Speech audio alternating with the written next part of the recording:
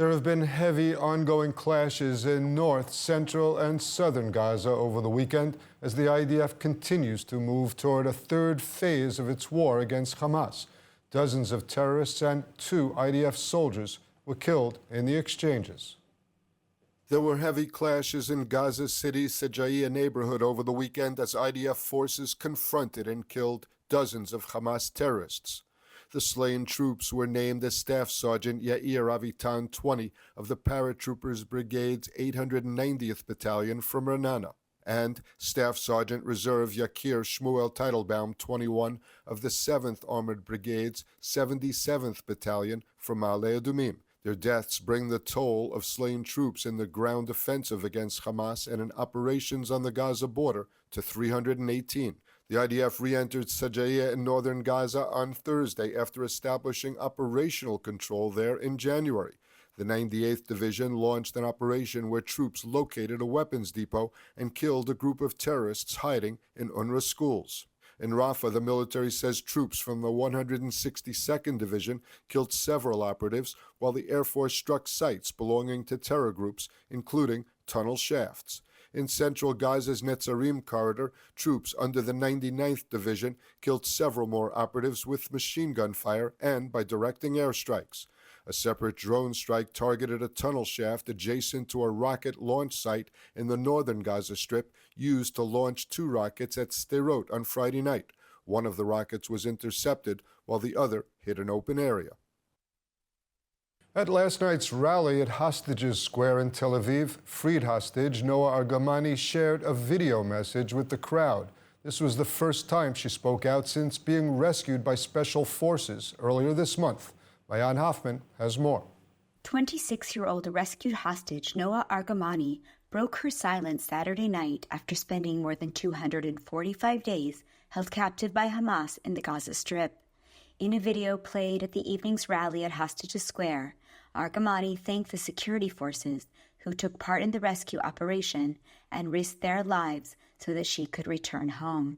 She also mourned with the family of Arnon Zamora, who fell during the rescue operation. Then, she called on the world to focus on bringing the rest of the hostages home, including her boyfriend, who was captured from the Nova Music Festival with her on October 7th. אני אנצל את המעמד הזה בשביל להזכיר שיש עוד 120 חטופות וחטופים בשבי החמאס, וביניהם אבינתן אור, בן זוגי, ממנו הפרדתי ברגע החטיפה.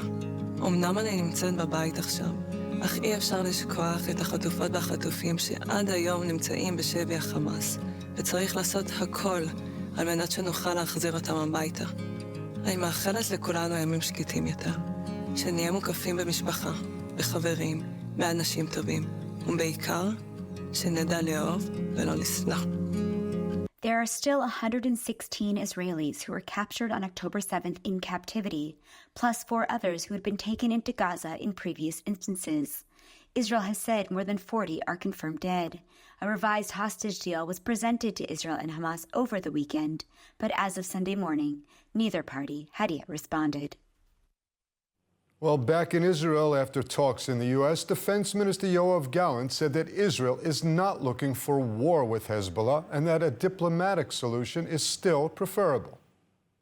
While preferring diplomacy, Defense Minister Gallant reiterated that Israel was making preparations and planning for a wider conflict and said the ball was in Hezbollah's court. The defense minister's remarks came ahead of a weekend of intense cross-border exchanges between Israel and Hezbollah. About 24 UAVs were identified crossing from Lebanon into northern Israel and falling in the western Galilee and Galilee Panhandle areas. Damage was caused to a building. Israel fire services were called in to extinguish numerous blazes that were ignited as a result of the attacks. No injuries were caused in the drone and rocket attacks. A rocket fired in a Hezbollah barrage struck a barn inside the western Galilee town of Betzet, killing 2 horses. The horses' owners were eating Shabbat dinner on their porch and rushed inside for shelter. In response, IDF artillery struck the sources of fire. The IDF earlier struck a site belonging to Hezbollah's air defense unit in the Jabal Safi mountain region in Lebanon. Jabal Safi is located some 21 kilometers from the Israeli border, just north of the Lebanese city of Nabatea. According to the IDF, Hezbollah had launched anti-aircraft missiles at Israeli aircraft from the site in recent months. And joining us now is author, educator, and independent Middle East strategic intelligence analyst and former intelligence official, Avi Melamed. Avi, thank you for joining us today. Thank you for having me. Let's start with the North. Just back from key talks in Washington, Defense Minister Gallant says that diplomacy is preferred. The IDF says it's ready for an operation in Lebanon. Some members of the cabinet say war should be initiated by Israel now. Where are we at? We are at the same place we've been for the last couple of months. It seems like both sides, Israel and Hezbollah, has no interest in really dragged into a whole-out war.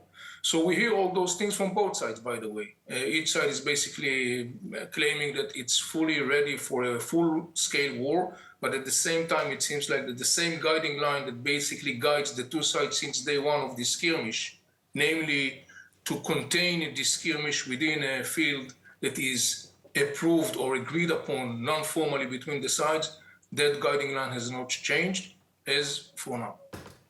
Well, could you envision a situation where, in effect, the Gaza war winds down to a point that Hezbollah decides to simply stop firing into Israel? The cross-border attacks may just stop with or without a diplomatic agreement. Could that happen? Well, Hezbollah's leader Nasrallah said since day one that once there is going to be a ceasefire in Gaza Strip, he will stop the fire.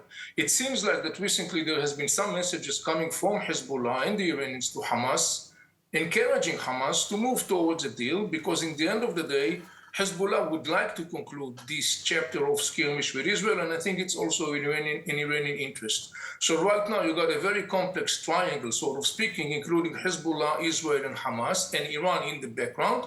And the whole thing is actually, to a large extent, dependent upon the trajectory of the Israeli-Hamas talks. All right, so let's go specifically now to Gaza. The IDF is back operating in places like Shajia in Gaza City and other areas that we had already cleared months ago. Is the war really moving into a new phase, or just confronting terrorists wherever they appear? I think that what we are looking at now is the phase of what we call mourning the long, sort of speaking, meaning that the major first phase that was involving a very significant shock and awe, sort of speaking, tactics, has been replaced with some more surgical operations on the ground. And what I see from time to time is that there is some sort of like a model where Israel, I don't want to say whether deliberately or not deliberately, is kind of like getting out from a specific area and then at some point, all of a sudden, by surprise, coming back to this area to do what I called before mourning the long. It seems to me like there is a pattern that is now evolving in the context of the skirmish between Israel and the remains of Hamas military structure in different parts of Gaza Strip, and it seems to me like that will be the pattern ahead as we are looking down the road. Avi, finally this, I wanted to ask you about a Wall Street Journal report today on the so-called Israeli post-war vision that sees Gaza sliced into security zones and day-after proposals transforming its geography and governance. Is that plan workable? I think it's very premature to talk about it. We needed the first thing. We have to remember something very significant. Hamas is not going to vanish. All the talks about eliminating Hamas is totally irrelevant. What we are looking at in the end of the day is an objective to limit as much as possible Hamas military capacities to continue and to dictate its radical agenda as it has been doing for the last 40 years. That calls for two major issues: to crush Hamas military spine, which is exactly what the IDF is doing for the last couple of months, and to move ahead in a trajectory that basically brings regional players as an envelope, sort of speaking, to build the scaffoldings to start building the conditions on the ground in Gaza towards the day after. But we are looking at a very complex, long-term process. I don't know that at this point we can describe it or talk about it in the way that the Wall Street basically was presenting it, but that would be, generally speaking, the general direction. Avi Melamed, thank you so much for joining us today at ILTV. Of course, thank you for having me. Well, the first U.S. presidential debate between Democratic President Joe Biden and Republican rival Donald Trump showcased their contrasting views on the Middle East, particularly regarding Israel and Hamas. Both candidates emphasized their strong support for Israel, but had differing approaches to dealing with Iran, Gaza, and Palestinian statehood, highlighting the complexities and challenges facing the region ahead of the November election. And in the studio with me is ILTV Editor-in-Chief Mayan Hoffman. We wanted to discuss the debate between us, if you could. But first, let's watch a short clip. Do it. We're providing Israel with all the weapons they need and when they need them. And by the way, I'm the guy that organized the world against Iran when they had a full-blown intercontinental ballistic missile attack on Israel. No one was hurt. No one Israeli was accidentally killed, and it just stopped. We saved Israel. You got to ask them, as far as Israel and Hamas, Israel's the one that wants to go. He said the only one that wants to keep going is Hamas. Actually, Israel is the one, and you should let him go and let him finish the job. He doesn't want to do it. He's become like a Palestinian, but they don't like him because he's a very bad Palestinian. He's a weak one. Mayan, I heard a lot of commentary already about the debate. What was your main takeaway with an Israeli perspective? Sure. I mean, I think, Steve, that the reality is the thing that we learned is that the Middle East is actually less important than we thought in the scheme of things in the United States when it comes to the upcoming election. And I say that because there was only one question about the Middle East. Now, of course, there will be a foreign policy debate, but nonetheless, it tended to circle back very quickly when asked about Hamas or Israel to the Ukrainian war, as opposed to the Gaza-Israel war that is going on. In fact, at one point, they asked Donald Trump, two-state solution, yes or no? And he said, well, we'll see. Now, let me talk about Ukraine. And so I think that what we saw is that, it is not as much of a factor as it could have been. The other thing I would say is that both presidents were very comfortable expressing that they were pro-Israel, that they supported the state of Israel. There's been a lot of concerns with all of the rallies that took place on the college campuses and the protests in the streets that perhaps Biden was afraid that he would lose some of his younger, more liberal constituency if he promoted a pro-Israel agenda. But it was clear from last night's debate that Biden is a proud pro-Israel president.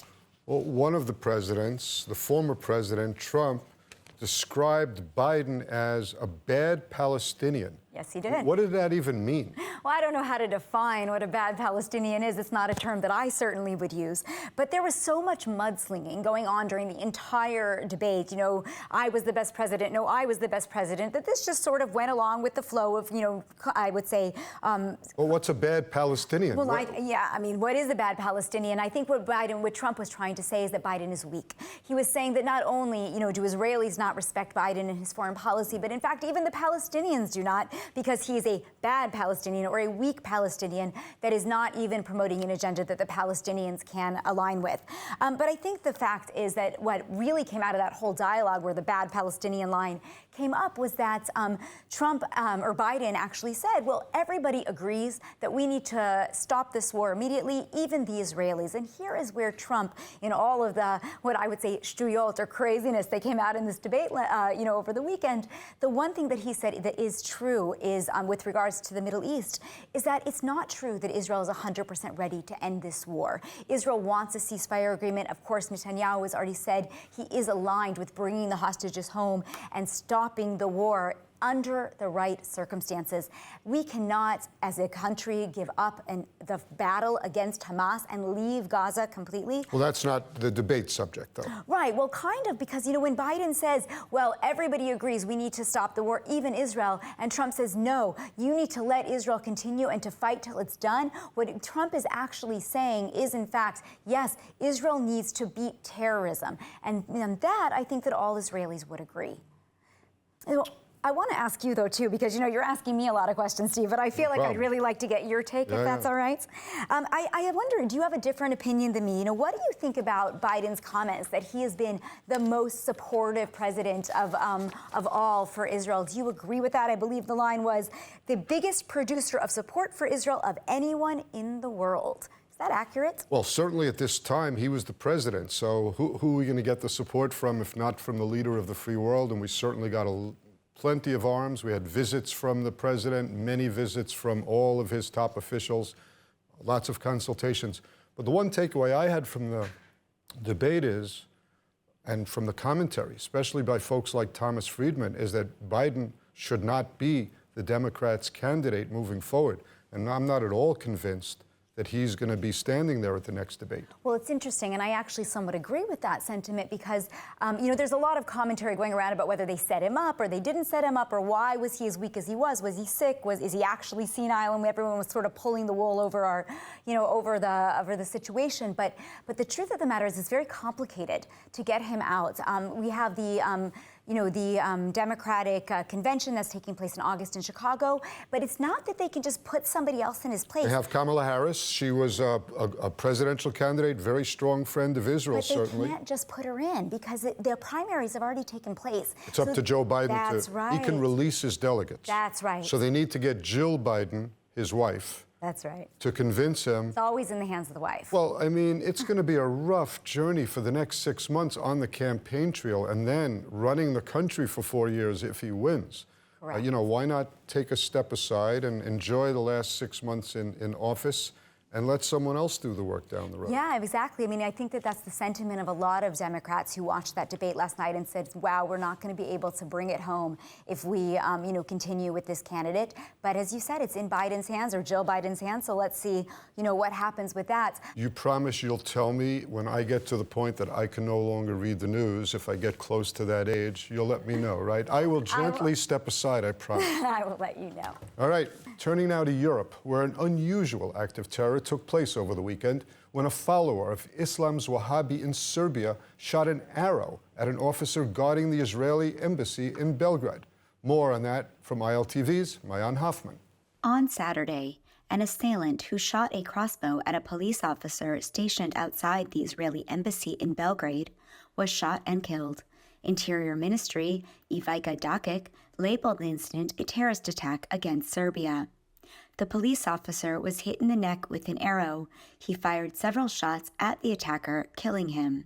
Several individuals suspected of being connected to the incident have been arrested. Dakic said these individuals were already known to security services and adherents of the Wahhabi Islamic doctrine. Ono što možemo da vam kažemo, da ne bi sada narušavali istragu, ali iako identitet lica nije utvrđen, nesumnjivo je da se radi o terorističkom aktu. Terorističkom aktu koji je uperen i protiv države Srbije i protiv pripadnika. Israel's foreign ministry said there had been an attempted terrorist attack in the vicinity of the Israeli embassy in Belgrade. Israel-linked institutions around the world have faced attacks and protests over the past 8 months as the conflict with Hamas in Gaza continues. Serbia announced plans to implement additional security measures in response to the weekend's events. Nego i od značaja, znači kao što su ambasade, kao što su državne institucije ili tako dalje, ali smo pojačali mere obezbeđenja da građani vide policiju i u tržnim centrima, šetalištima, tako dalje, da ne bude nekih nepredviđenih okolnosti. Iran has issued threats of a regional war if Israel launches a full-out war against Hezbollah in Lebanon. Foreign Minister Katz suggested that the Iranian regime deserves to be destroyed. The Iranian UN mission issued a threat, warning that if Israel embarks on a full-scale military aggression in Lebanon against Hezbollah, an obliterating war will ensue. The Iranian mission also said in a post on X social media site that in such an event, all options, including the full involvement of all resistance fronts, are on the table. Foreign Minister Katz responded to Iranian threats, posting, "If Hezbollah does not cease its fire and withdraw from South Lebanon, we will act against it in full force until security is restored and residents can return to their homes." Referring to Iran, Katz said, "A regime that threatens destruction deserves to be destroyed." Meanwhile, Iranian presidential elections have yielded a runoff. A reformist candidate won the most votes in the first round of Iran's presidential election and will face a conservative hardliner in a runoff next week. None of the four candidates secured more than 50% of the vote, prompting a second round on July 5th. The election saw the lowest voter turnout for a presidential election since the Islamic Republic was established in 1979. Reformist lawmaker Masoud Pezeshkian and ultra-conservative former nuclear negotiator Saeed Jalili received the most votes and will face off in the runoff. Pezeshkian led with 42.5% of the vote, followed by Jalili with 38.6%. Out of 60 million eligible voters, only 24 million cast their ballots, resulting in a 40% turnout. While the election is unlikely to bring a major shift in the Islamic Republic's policies, its outcome could influence the succession to Ayatollah Ali Khamenei, Iran's 85-year-old supreme leader who's been in power since 1989. Well, a new study by Hadassah researchers in Israel has found a direct link between the lack of sleep and suicidal thoughts. The research could help ensure that physicians pay attention to this risk factor and save lives. ILTV's Mayan Hoffman has more. A recent study by researchers at Hadassah University Hospital highlights the critical link between sleep patterns and suicidal thoughts in high-risk youth. Researchers monitored 29 adolescents aged 12 to 18, all admitted to a psychiatric ward after a suicide attempt or showing suicidal intent. Over 10 days, both objective and subjective sleep data were collected alongside daily evaluations of suicidal ideation. The findings reveal that longer sleep onset latency increases the risk of next-day suicidal thoughts by 6% for each extra minute taken to fall asleep. Conversely, each hour less of total sleep time increases the risk by 43%. These results suggest that sleep characteristics are essential factors in suicide prevention efforts for youth. Dr. Amit Shalev, head of the child psychiatry department at Hadassah, told ILTV that the goal is now to encourage practitioners to elevate sleep as a risk factor. Asking about sleep, their patients, is important because it's a real risk factor, and they will address it accordingly. We'll give it a high place in the hierarchy of questions that we're asking about. And if someone is not sleeping well, they'll be referred to a therapist who knows something about sleep intervention. The doctor also said that suicide is the second highest killer of teenagers in Israel, and that since the COVID-19 pandemic, Israel has also seen an increase in suicide ideation among its youth. I think the rise in suicidality in Israel is apparent, but we do see it coming, or it works in waves. We see a rise and then a decline and then another rise. We don't see a steep rise in the prevalence of suicidal acts in youth in Israel. However, it is a national level problem because this is the second leading cause of death in children and adolescents. There is not yet enough research about the impact of the Gaza war on our youth, but I am sure that research will be forthcoming. Let's take a look at the weather forecast. Mostly clear skies are expected tonight around the country, with temperatures reaching lows of about 22 degrees Celsius or 72 degrees Fahrenheit. And then tomorrow, mostly sunny, with rising temperatures set to reach highs of 33 degrees Celsius or 92 degrees Fahrenheit.